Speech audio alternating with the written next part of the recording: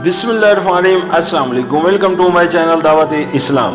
मैं हूं आपका दोस्त शफकत अली ऑफिशियल। उम्मीद करता हूं कि आप सब लोग ईमान के आला दर्जे पे होंगे। सूरतुल माइदा की आया नंबर 6 का तर्जुमा, ऐ लोगो जो ईमान लाए हो, जब तुम नमाज के लिए उठो तो चाहे कि अपने मुंह और हाथ कोनियों तक धो लो, सरों पर हाथ फेर लो और पांव टखनों तक धो लिया करो। अगर जनाबत की हालत में हो तो नहाकर पाक हो जाओ। अगर बीमार हो या सफर की हालत में हो या तुम में से कोई शख्स रफा हाजत करके आए या तुमने औरतों को हाथ लगाया हो और पानी ना मिले तो पाक मट्टी से काम लो। बस इस पर हाथ मारकर अपने मुंह और हाथों पर फेर लिया करो।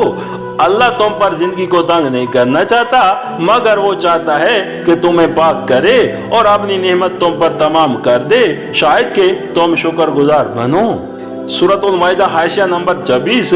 नबी करीम सल्लल्लाहु अलैहि वसल्लम ने इस हुक्म की जो तशरीफ फरमाई है, उससे मालूम होता है कि मुंह धोने में कुली करना और नाक साफ करना भी शामिल है। बगैर उसके मुंह के गुस्ल की तकमील नहीं होती। और कान क्योंकि सर का एक हिस्सा है, इसलिए सर के मसा में कानों के अंदरूनी और बैरूनी हिस्से का मसा भी शामिल है। नेज़ा वुजू शुरू करने से पहले हाथ धो लेने चाहिए ताकि जिन हाथों से इंसान वुजू कर रहा हो वो खुद पहले पाक हो जाएं। सूरतुल माइदा हाशिया नंबर 25।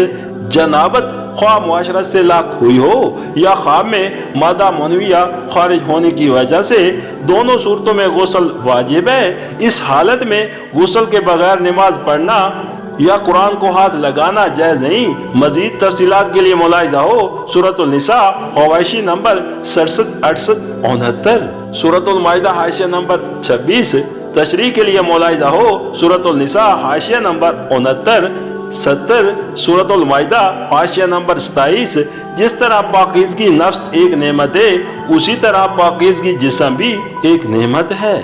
इंसान पर अल्लाह की नेमत उसी वक्त मुकम्मल हो सकती है जबकि नफ्स और जिस्म दोनों की तहारत और पाकीज़गी के लिए पूरी हिदायत उसे मिल जाए।